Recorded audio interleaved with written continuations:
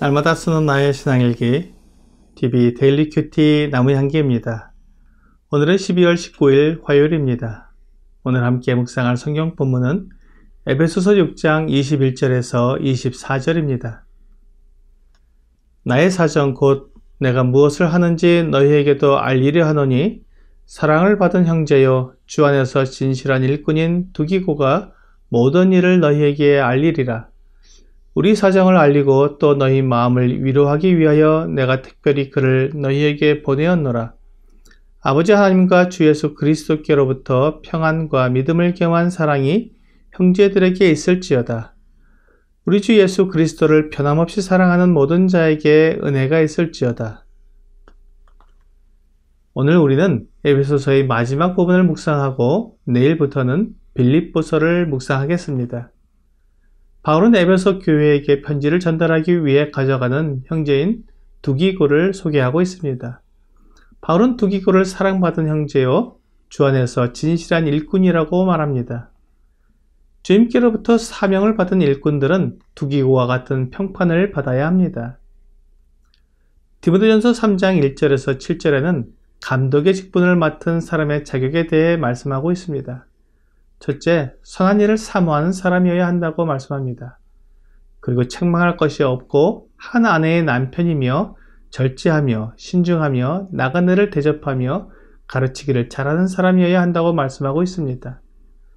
그렇게 감독이 될 사람의 인격과 성품을 말한 후에 7절에서는 또한 외인에게서도 선한 증거를 얻은 자라야 할지니 비방과 올무에 빠질까 염려하라고 말씀하고 있습니다.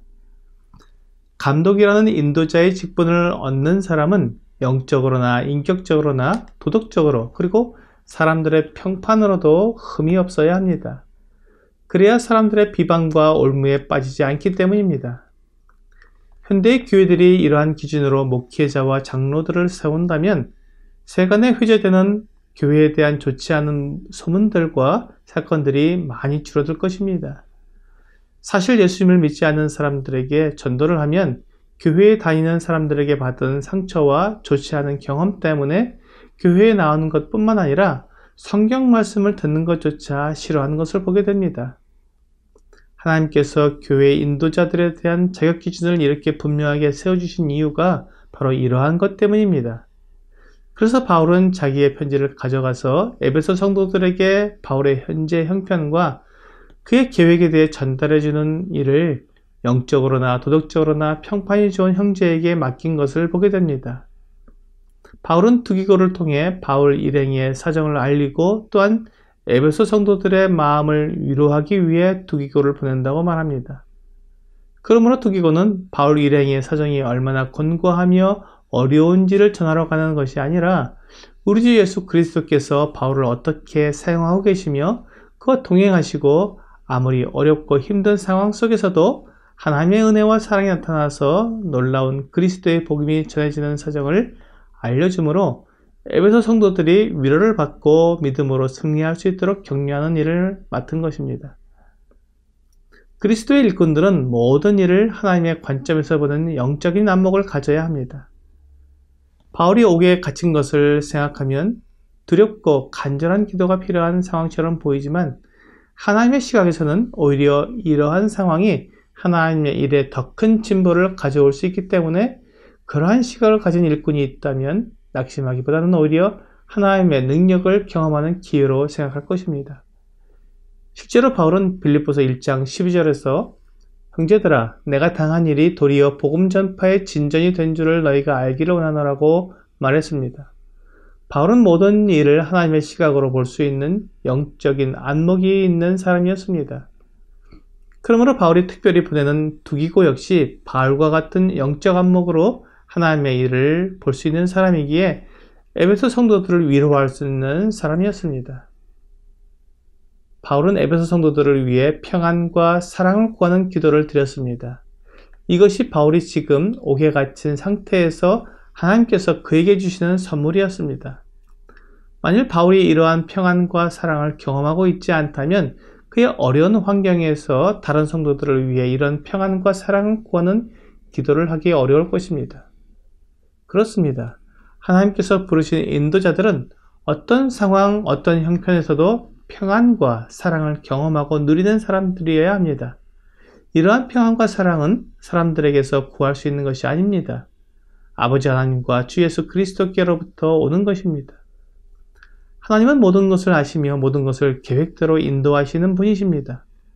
그러므로 지금 바울이나 다른 형제들이 어떤 상황에 있더라도 그 상황의 참된 의미와 목적을 아시기에 평안과 사랑을 나타내 주십니다.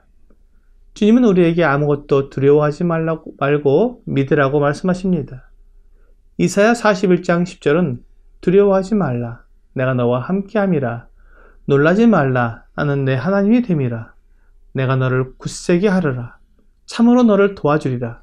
참으로 나의 의로운 오른손으로 너를 붙들리라고 말씀하십니다. 하나님께서 나와 함께 하신다면 아무것도 나를 두렵게 만들지 못합니다.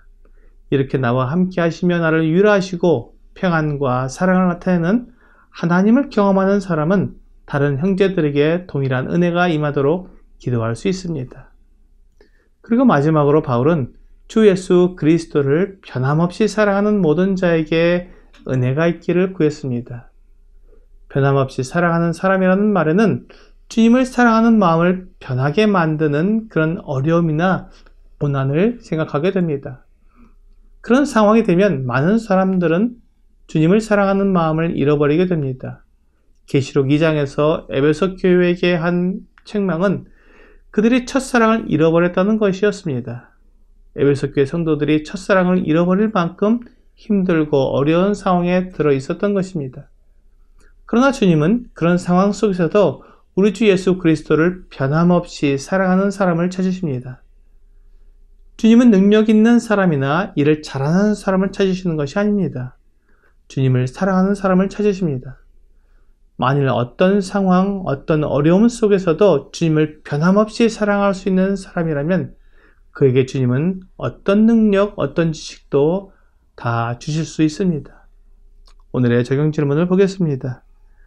내가 힘들고 괴로움을 당하게 되면 주님을 원망합니까? 아니면 변함없이 주님을 사랑합니까? 힘들고 괴로울 때 주님께 불평을 하게 되고 또 원망도 할 수 있을 것입니다.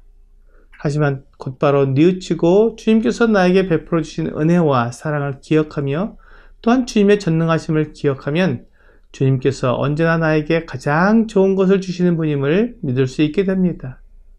오늘 주님께서 나를 얼마나 사랑하시는지를 의심하기보다 지금까지 어떻게 나를 사랑해 주셨는지를 기억하면서 어떤 상황 속에서 변함없이 주님을 사랑하는 여러분과 제가 되기를 주 예수님의 이름으로 기도합니다.